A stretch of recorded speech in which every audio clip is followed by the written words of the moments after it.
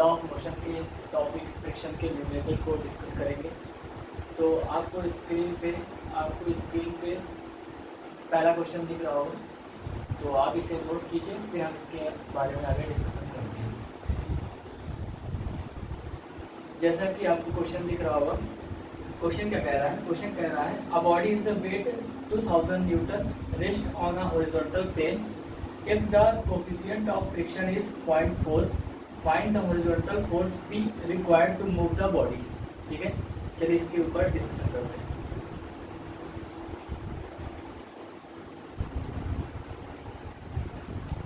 तो I hope कि आपने क्वेश्चन को नोट कर लिया होगा। तो चलिए यहाँ हम डिस्कशन चालू करते हैं। जैसा कि दोस्तों आप देख सकते हो कि जो क्वेश्चन था उसके अकॉर्डिंग मैंने एक डायग्राम बना दिया है। उसमें क्या लिखा हुआ था कि 200 न्यूटन को कोई भी एक ऑब्जेक्ट है जिसे किसी एक फोर्स P से खींचा जा रहा है और उसका कोफिशिएंट ऑफ फ्रिक्शन क्या दिया हुआ था? 0.4 दिया हुआ था। तो दोस्तों इसको शुरू करने से पहले मैं कुछ बातें आपके सामने क्लियर कर देना चाहता हूँ, इस पर आप ध्यान दीजिएगा। जब हम आगे पढ़ते जाएंगे तो हमें जो फ्रिक्शन के क्वेश्चन मिलेंगे उसके भी कुछ टाइप्स होते हैं, जैसे simple friction, ladder friction, wedge friction और बेल्ट फ्रिक्शन। ये याद रखिएगा कि जो आपके कोर्स पे 11th में वो मेनली आपके पास सिंपल फ्रिक्शन के ही ज़्यादातर क्वेश्चन मिलेंगे। फिर आपको कुछ पुली वाले क्वेश्चन मिल जाएंगे, तो उसको हम लोग धीरे धीरे देखेंगे। ये वाली इनकी बातें हम बाद में करेंगे। अगर लगता है कि आपको ये बताना जरूरी है तो फिर मैं इसके बारे में डिस्कशन करूँगा, नहीं तो ज़्यादातर हमारा काम होगा सिंपल फ्रिक्शन से।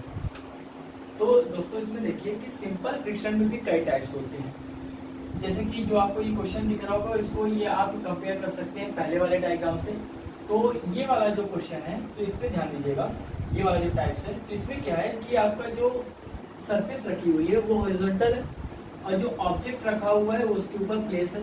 तो जो इसमें फोर्स लग रहा है, जो इसको खींचने में फोर्स लगा है, आपको दिख रहा होगा जो सरफेस है और सरफेस के ऊपर जो ऑब्जेक्ट रखा है और उसको पुल करने में जो भी फोर्स लग रहा है वो सरफेस के जस्ट पैरेलल है। ठीक है, पहली कंडीशन है कि सरफेस के पैरेलल क्या है? पुलिंग फोर्स है।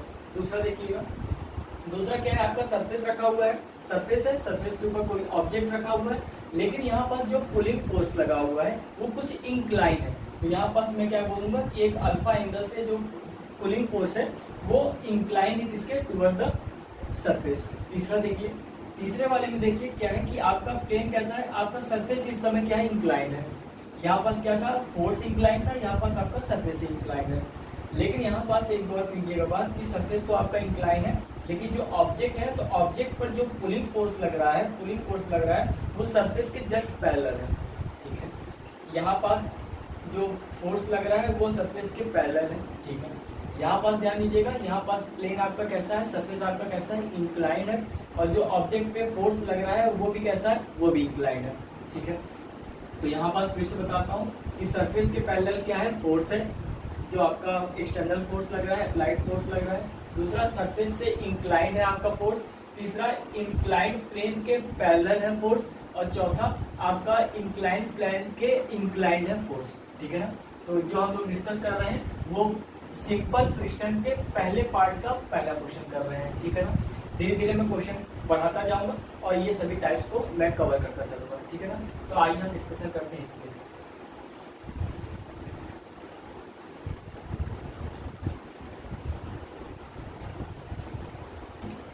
अगर मैं क्वेश्चन चालू करता हूँ तो आप में से कुछ लोगों ने इस चैप्टर को पढ़ा होगा, तो आपको ये पता होगा कि डायरेक्ट एक फोर्स का एक फार्मूला होता है, फ्रिक्शनल फोर्स का एक फार्मूला होता है म्यू इक्वल टू आर। आप में से बहुत से स्टूडेंट क्या करेंगे, डायरेक्ट आपको वैल्यू दी हुई है एफ इक्वल टू म्यू क्या हो जाएगा? 0.4 हो जाएगा। और नॉर्मल रिएक्शन कितनी दी हुई है? आप क्या करेंगे, ये जो न्यूटन दिया हुआ है इसको भी आप क्या मान लेंगे? इसको आप मान लेंगे कि ये वेट दिया हुआ है। वेट अगर दिया हुआ है तो वेट के बराबरी क्या होता है? नॉर्मल रिएक्शन होती है। तो आप डायरेक्ट क्या करेंगे, 2000 से इंटू कर देंगे और आपका आंसर आ जाएगा 800 न्यूटन। ये फ्रिक्शन आप फोर्स बता देंगे। और फ्रिक्शन जो फोर्स होता है उसी के बराबर क्या होता है? आपका जो अप्लाइड फोर्स होता है। आप ये करें, गलती करेंगे तो इसीलिए बता रहा हूँ कि आप ऐसा गलती ना करें। आपकी जो एक पूरी प्रोसेस होती है उसको फॉलो करें, क्योंकि आप अभी तो कर लेंगे ऐसा क्वेश्चन, क्योंकि आपके थोड़ा थोड़ा कॉन्सेप्ट क्लियर है। लेकिन आप जैसे ही इंक्लाइन वाले क्वेश्चन में पहुंचेंगे और थोड़ा और लेवल के क्वेश्चन में पहुंचेंगे तो आपको कठिनाई आने लगेगी। इसलिए आप प्रोसीजर को फॉलो कीजिए, आपसे कोई भी क्वेश्चन गलत नहीं होगा। तो प्रोसीजर फॉलो करने के लिए मैं कुछ बातें बता रहा हूँ। आपको क्या करना है, कभी भी कोई क्वेश्चन आएगा तो आपको इसका एक फ्री बॉडी डायग्राम ड्रॉ करना है, जिसे हम लोग शॉर्ट फॉर्म में कहते हैं FBD। इसका क्या करना है, ड्रॉ करना है किसी भी डायग्राम का। अब यहाँ याद रखिएगा कि कोई भी क्वेश्चन सॉल्व करते समय हमको इसको किस में एज्यूम करना पड़ता है, इक्विलिब्रियम कंडीशन में करना पड़ता है। तो इक्विलिब्रियम कंडीशन 3 टाइप्स की उसमें कंडीशंस होती हैं, उनको मैं लिख देता हूँ। पहला होता है जो आपका समेशन होता है fx, वो होता है 0। दूसरा होता है आपका समेशन fy, वो होता है 0। और तीसरा आपका होता है समेशन ऑफ मोमेंटम होता है 0, मोमेंट होता है 0। ठीक है, ये 3 नेसेसरी कंडीशन है, इसको आप फॉलो करते जाएंगे, आपको कोई भी क्वेश्चन बनता जाएगा। ये वाली कंडीशन कहलाती है इक्विलिब्रियम की कंडीशन। ठीक है, इसकी सहायता से हम क्या करते हैं, फ्री बॉडी डायग्राम डिजाइन करते हैं और उसके बाद हम क्वेश्चन को करते हैं। चलिए करते हैं। अच्छा, यहाँ ये बात ध्यान देने वाली है कि ये जो क्या है आपका है, ये कह रहा है कि total horizontal forces equal to 0 हो जाएगा, और इसमें टोटल वर्टिकल फोर्सेस 0 हो जाएगा, और इसमें टोटल मोमेंटम 0 हो जाएगा। ये आपका जो ये वाला प्लेन है, ये आपका हॉरिजॉन्टल है, तो ये वाला इस डायरेक्शन में जितने भी फोर्स लगेंगे हॉरिजॉन्टल डायरेक्शन में, एक्स डायरेक्शन में, वो सभी 0 होने चाहिए। आपका वर्टिकल ऊपर नीचे वर्टिकल डायरेक्शन में आपके सभी फोर्सेस 0 होना चाहिए, आपका मोमेंटम 0 होना चाहिए। तो आई होप कि आपने इसको नोट कर लिया होगा। तो आगे बढ़ते हैं। अगर मैं इसका FBD ड्रॉ करूँ तो आपको ये ध्यान होना चाहिए कि ये मैंने क्या किया, सरफेस लिया और इस पर कोई भी ऑब्जेक्ट हुआ, ये ऑब्जेक्ट को मैंने रखा। आपको सबसे पहले क्या ड्रॉ करना है, उसका वेट, क्योंकि सबसे इम्पोर्टेंट हमारे पास वेट ही होता है। तो सबसे पहले कोई भी ऑब्जेक्ट दिया हो तो उसको आप वेट करिए, वेट को डिनोट करिए। और वेट क्या होता है, वेट आपका होता है centrally vertically downward, centrally vertically downward. ठीक है ना, तो ये हमने वेट डिनोट कर दिया, ये हो गया आपका वेट। अब क्या होगा, जैसे ही आपने वेट आपने डिनोट कर दिया, तो इसके जस्ट अपोजिट आपका एक सरफेस क्या करेगा, रिएक्शन करेगा। न्यूटन का थर्ड लॉ आपने पढ़ा होगा। तो जैसे ही आपने वेट डाउनवर्ड हुआ तो सरफेस आपका क्या करेगा, रिस्पॉन्स में या रिएक्शन में फोर्स जनरेट करेगा, जिसे हम क्या कहते हैं, नॉर्मल रिएक्शन कहते हैं। ये क्या हो जाएगा, ये हो जाएगा आपका परपेंडिकुलर टू द सरफेस हो जाएगा, परपेंडिकुलर टू द, ये हो जाएगा सरफेस हो जाता है, ये परपेंडिकुलर टू द सरफेस हो जाता है, नॉर्मल रिएक्शन। ठीक है, अब तीसरी चीज हमें क्या करना है, हमें अप्लाई करना है फोर्स, एक्सटर्नल फोर्स। ये मैंने कर दिया, एक्सटर्नल फोर्स में पी दिया हो तो मैंने पी से नोट कर दिया। अब ये याद रखिएगा कि जैसे ही आपने ये डायग्राम ड्रॉ किया तो आपको ये पता होना चाहिए कि बॉडी हमारी किस दिशा में मूव करने वाली है। क्या मैं ये कहूँ कि जो इसका इंटेंशन ऑफ मोशन है, इंटेंशन ऑफ मोशन है, वो किस डायरेक्शन में जा रहा है, राइट डायरेक्शन में जा रहा है। ठीक है, ये अगर मैं यहाँ पास फोर्स लगा रहा हूँ एक्सटर्नली, तो मेरी बॉडी किस साइड मूव करेगी, राइट साइड करेगी। अगर इंटेंशन ऑफ मोशन इसका राइट साइड है तो आपको पता होना चाहिए कि अगर कोई बॉडी मूव कर रही है उसको रोकने के लिए एक फोर्स जनरेट होता है, और वो किस डायरेक्शन में होता है, वो इंटेंशन ऑफ मोशन के जस्ट अपोजिट होता है। ठीक है ना, आप कोई भी डायग्राम करेंगे, आप ये याद रखिए कि इंटेंशन ऑफ मोशन जिस डायरेक्शन में होगा उसके जस्ट अपोजिट क्या होगा, आपका फ्रिक्शनल फोर्स होगा। तो अगर आप ये बताते हैं कि आपको जिस डायरेक्शन में फोर्स लग रहा है उस डायरेक्शन में उसके जस्ट अपोजिट होगा आपका फ्रिक्शन, तो आप कहीं ना कहीं न्यूमेरिकल में फंसेंगे, क्योंकि जैसे ही इंक्लाइन वाला फोर्स आ जाएंगे तो आप वहाँ फंस जाएंगे। तो आप हमेशा याद रखिएगा, इंटेंशन ऑफ मोशन जिस डायरेक्शन में होगा उसके जस्ट अपोजिट क्या होगा, आपका रिएक्शनल आपका फ्रिक्शनल फोर्स होगा। तो जब अगर ये डिनोट कर दिया फिर, तो इसके जस्ट अपोजिट क्या होगा, आपका ये वाला फोर्स आ जाएगा, ये फोर्स आपका कहलाएगा फ्रिक्शनल फोर्स। ठीक है, ये याद रखिएगा कि जैसे मैंने P यहाँ बनाया है तो मैं F यहाँ नहीं बना सकता। ठीक है ना, ये याद रखिएगा। क्यों नहीं बना सकता सर? इसलिए नहीं बना सकता क्योंकि जो आपका फ्रिक्शनल फोर्स होता है ना, तो वो दो ऑब्जेक्ट के, जैसे ये आपका सरफेस है और ये आपकी बॉडी रखी हुई है, तो ये दोनों सरफेस के कांटेक्ट से जनरेट होता है, कांटेक्ट पर ही जनरेट होता है। ये आपका बॉडी पे जनरेट नहीं होगा ना आपके सरफेस पे होगा, ये आपके बॉडी और सरफेस जहाँ कांटेक्ट कर रही है ना उधर जनरेट होता है, ठीक है ना? ये याद रखिए। तो आपका फ्रिक्शन किधर हो गया? इधर हो गया।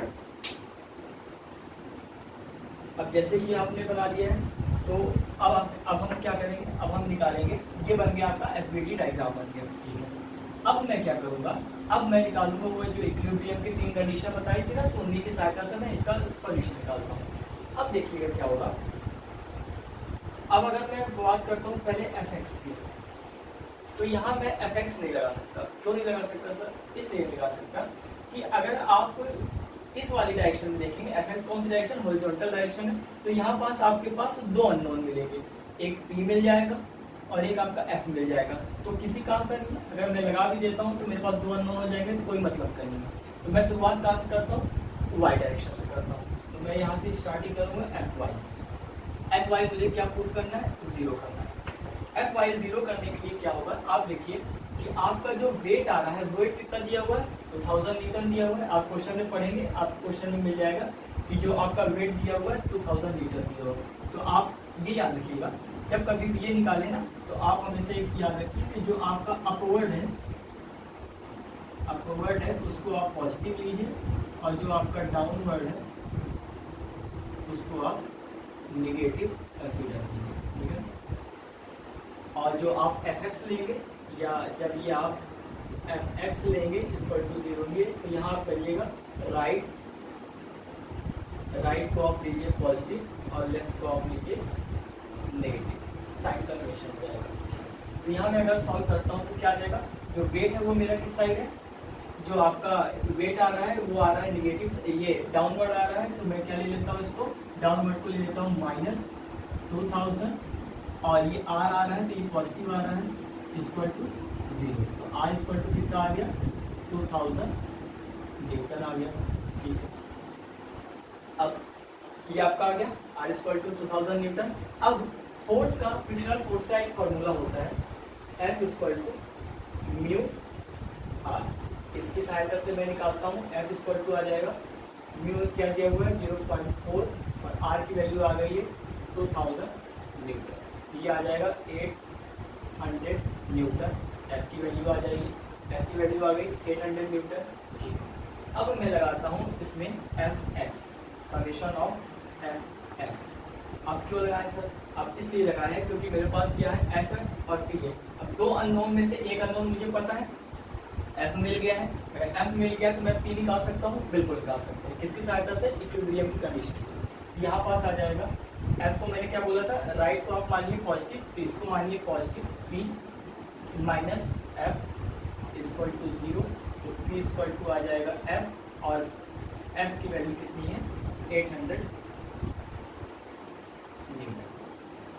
तो ये मेरा क्या आ गया, 800 न्यूटन आ गया आंसर, ठीक है ना। तो किसी भी हॉरिजॉन्टल इस पे कितना फोर्स लगेगा, अगर कोफिशिएंट 0.4 है और बॉडी इसकी 2000 न्यूटन वेट है, तो जो आपका एक्सटर्नल फोर्स लगेगा 800 न्यूटन, ठीक है। आप इसी तरह इस पर प्रैक्टिस कीजिए, कुछ सिंपल सवाल लगाइए, और जहां आपको अगर प्रॉब्लम आती है तो कमेंट में आप बताइए, ठीक है। फिर हम मिलते हैं अगले क्वेश्चन के साथ अगले सीरीज पे।